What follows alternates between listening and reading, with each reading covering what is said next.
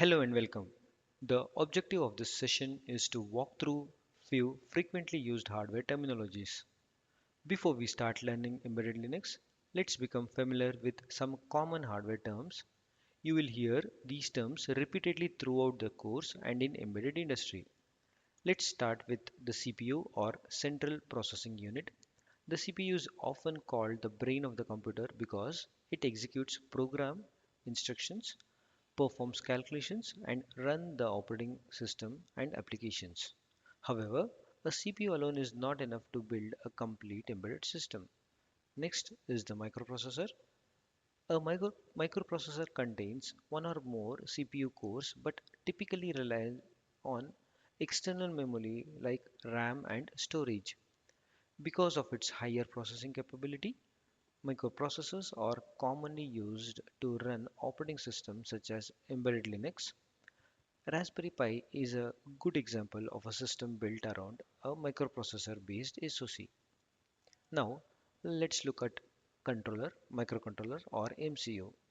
A microcontroller integrates the CPU, memory, and peripherals like timer, UART, SPI, and I2C onto a single chip. They are designed for dedicated control applications and often run bare metal softwares or an RTOS instead of Linux. Devices like STM and ESP32 are popular examples. A term you will hear frequently is SoC, which stands for System on Chip.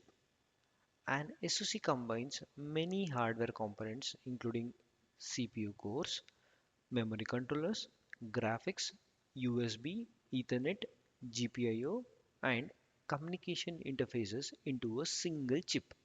Modern embedded Linux systems, smartphones, routers, and many IoT devices are all based on SoCs. Another important term is IC or integrated circuit.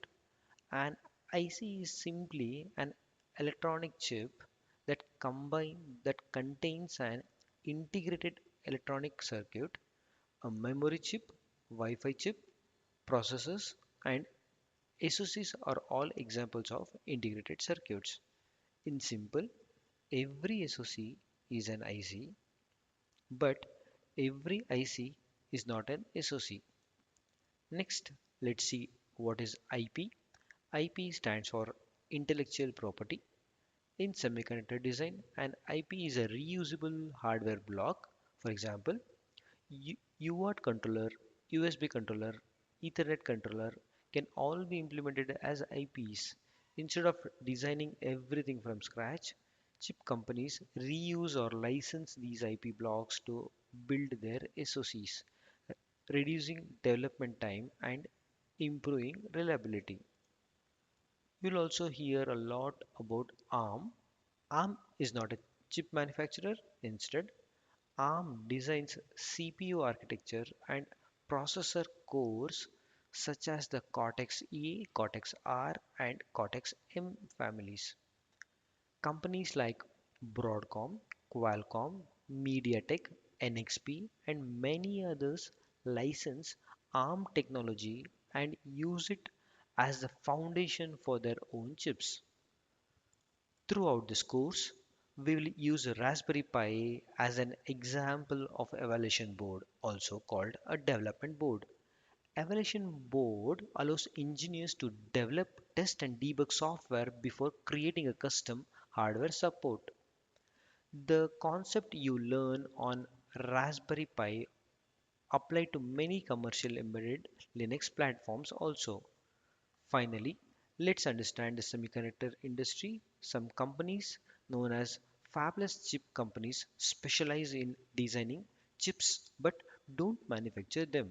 Examples include Qualcomm, Broadcom, Nvidia, AMD, and MediaTek.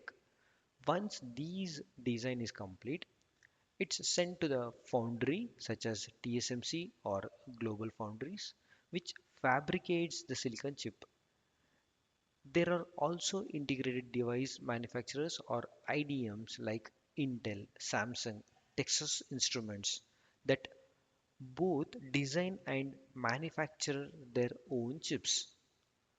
All These are the fundamental hardware terms you'll encounter throughout this course, but don't worry if some of them seem new today, as we will revisit most in much greater details as we progress through the upcoming sections.